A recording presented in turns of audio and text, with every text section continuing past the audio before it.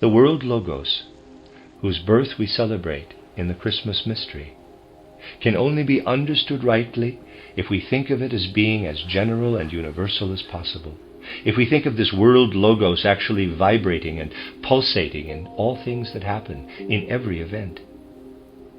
And when we have the humility and devotion to feel ourselves interwoven with this universal process, then we recognize the connections and links which hold sway.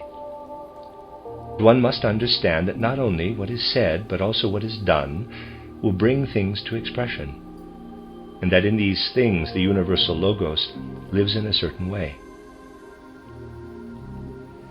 The way things happen on the physical plane is Maya, and not reality in the higher sense. Not until we feel that what takes place on the earth also, in a way, takes place in quotes, heaven, to use a Christian expression, not until we feel that the full truth only comes about when we bring the two together in the human spirit, that is, in this fifth post-Atlantean period, the human intellect, are we seeing the full reality. The full reality lies in the bringing together of what happens on earth and in heaven. Without this, we remain held fast in Maya. We have today this great desire to remain held fast in Maya because in the fifth post-Atlantean period, we are far too exposed to the danger of taking the word for the fact. To a great extent, words have lost their meaning, by which I mean the living soul connection of the word with the reality that underlies the word.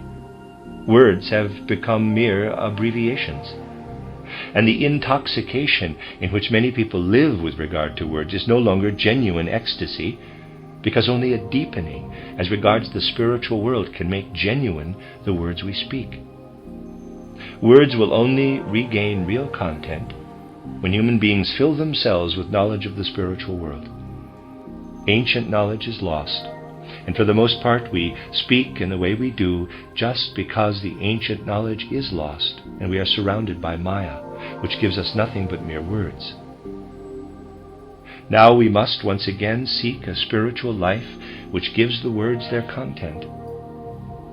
We live in a way in a mechanism of words, just as externally we shall gradually completely lose our individuality in a mechanism of technology until we are at the mercy of external mechanisms.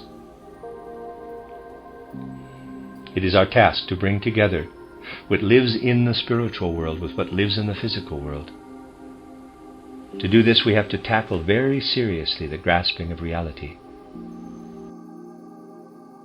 Mankind has the task of learning to give meaning back to words.